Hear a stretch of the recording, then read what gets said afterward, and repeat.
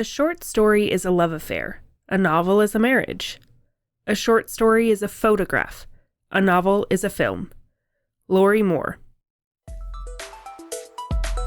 You're listening to Writing Roots, brought to you by Aspen House Publishing. Welcome to Writing Roots. I'm Lee Hull. And I'm Lee Esses. Welcome to our December series, which is, of course, our frequently asked questions. We do get a lot of questions from you guys throughout the year, and we are always excited to both hear from you guys and to answer them. Because we do get questions throughout the whole year, we understand that more than one person will have questions on the same topic. So throughout the month, we will be covering those topics that we know a lot of people have questions about, that struggle writing things like fight scenes. They can be favorites of mine, but I'm also not great at them. Practice. So starting off this series, our question is, do you have any advice for writing a killer short story? And going along with that, what is the purpose of writing short stories in the first place? I've found the majority of my growth in writing happened during my short story phases. Times when most of my writing is working on advancing my blog or working with the writing club. These little things, doing it over and over and over again, help me learn how to craft a really good story because I didn't have time to waste exploring. Short stories are also where you're going to get a lot of your accolades, your competitions, your awards. They're a really great way of getting your name out into the world by crafting and submitting short stories to different competitions. It's the best way to become an award-winning author. So, what are short stories? Generally, there are stories that are short. I would rank them between around 1,500 words to about 10,000 words. Any shorter and it's more flash fiction, any longer and you pretty much have a novella.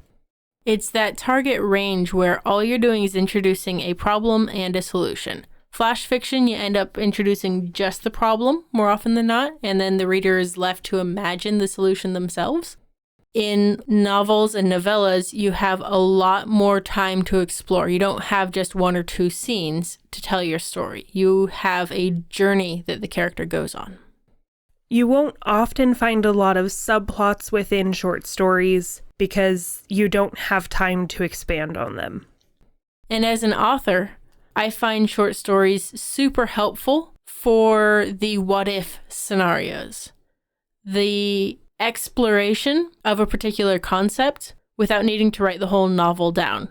So in the case of having too many ideas in your head at once, write them as short stories. It helps you focus your writing. I also personally like short stories because it taught me structure. It taught me how to do the problem and solution into a condensed manner that then I could take and apply to later on when I'm writing a full novel. So I still satisfy that problem solution. You may have listened to our episodes on how to strengthen and fill out your word count for your novel if it comes in a little short.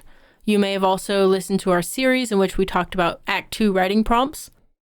All of the advice we gave in these types of episodes, for a short story, you are doing the opposite.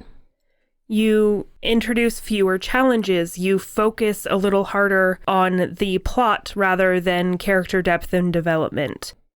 There's going to be very little internal struggle for your main character. They know who they are. They're getting to the solution. So if your character is a monster hunter, they hear about the monster, they kill the monster.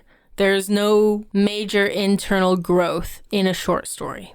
Unless that is the plot of the short story. In which case there's no external growth. Short stories are also a great place to disprove a lot of misconceptions about writing, such as the misconception that characters have to be complex in order to be interesting. You don't have time for complex characters in short stories. If your character is complex, you as the author don't get time to explore that complexity. He's an international assassin with a little girl tagging behind him. okay, there's a complexity there. We don't get to know how that happened or his backstory, why this particular girl, blah, blah, blah, blah, blah. And in that same vein, you don't need character growth in a short story. You could just have a short story that's cool action scenes. Killing the monster. Another misconception is that you still have to get the same amount of information across. You just have to do it in fewer words. You really don't have to get all of the same information across. The novel I'm writing right now, I cannot write it as a short story. If I tried, it would be an excerpt from the final combat.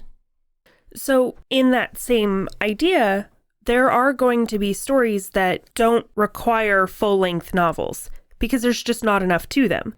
And there are some stories that cannot be shoved into a short story because there's way too much to them.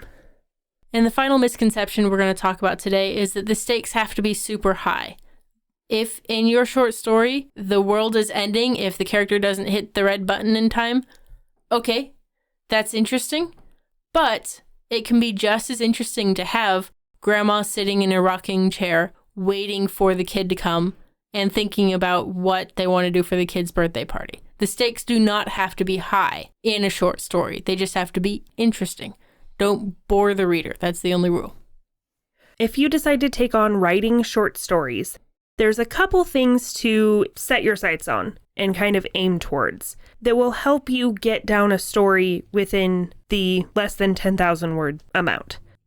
The first step is to have fewer scenes, not necessarily shorter ones. This is especially difficult if you are a big fan of watching TV and you see your novels like films, because in films you will have a scene where there are 3 lines of dialogue as they're traveling to the murder scene. This does not allow for a good connection with the characters. It starts to feel more like a summary instead of telling a short story. Longer scenes will win out over a high number of scenes. The ideal for a short story, honestly, is probably 1 to 2 scenes total. And for the same reason, 1 to 2 characters will be advantageous. You don't want to have to introduce the entire Fellowship of the Ring in order to get this story across. You might be able to get away with having some unnamed extra characters that are just kind of there, but I don't recommend it. It's much easier to write a short story that focuses on a couple of characters at the most, as I'm sitting here thinking about my giant cast short stories that I have written. So long as you don't name the characters, you can allow the audience to focus their attention on what's really important. Again, you only have a little bit of time to get that information across. Don't fill it with extra stuff because it's interesting to you. Go ahead in your first draft, but take that out by the second draft. And just like we say, for any type of story you want to write, read good short stories. You can get a feel for the flow, how condensed they are, the kinds of things that need to be focused on in a short story. And I do suggest reading good ones, not just whatever Joe Schmo posted on the internet, because they might not be good examples. So long as you can tell the difference, which starts with reading good ones. There are some things as you're reading those that we suggest you keep an eye out for. Some trends that might not happen every time, but you might spot across the collection of stories. Most short stories don't actually have villains. They have a problem that needs to be solved, not a villain that needs to be defeated. That doesn't mean it needs to be just a slice of life. There should still be the waiting for the grandkid to come down the dirt driveway. The story ends when the kid does come down the driveway. We know the story is complete at that point. So aim to have a problem without a villain, and I think you'll have a much more successful short story. You can also look at a short story and picture it one of 2 ways. Either as the final scene in a story, that culmination, the final battle, that event where everything gets solved, or the very first scene where you're kicking things off and you want to actually get the story going and get readers pulled in. I highly recommend the first scene option because too many people start their books with really boring first scenes and it doesn't hook the readers. So having a short story kind of idea for your first scene could help. Several of the novels that I've penned and or published started as a short story. Linked is probably the next one I'm going to publish. And that opening scene was a short story for writing club. Convicted, same thing. Black and White even started out as a short story that just grew bigger and bigger and bigger because I had fun writing it. All this to say, your short story should be a brief moment in time, not your character's entire life story. Stephen King referred to a short story as a kiss in the dark by a stranger. This kind of moment where you meet and then they're gone. You're left wanting more. That's the experience your readers are hoping for when they sit down looking for a really good short story. Hopefully this has helped answer some of your questions about writing short stories. I know that short stories really helped me write and figure out how to craft a whole story. If I hadn't written a ton of short stories, I don't think I would have ever gotten to the point where I could write a whole novel. So enjoy your time writing. Go out there, write short stories, write novels, flash fiction, whatever it is you want, so long as you write selfishly. If you have a question or comment for our hosts or a topic you'd like us to cover, send us an email at writingroots@aspenhousepublishing.com or find us on Facebook by searching for Aspen House Publishing.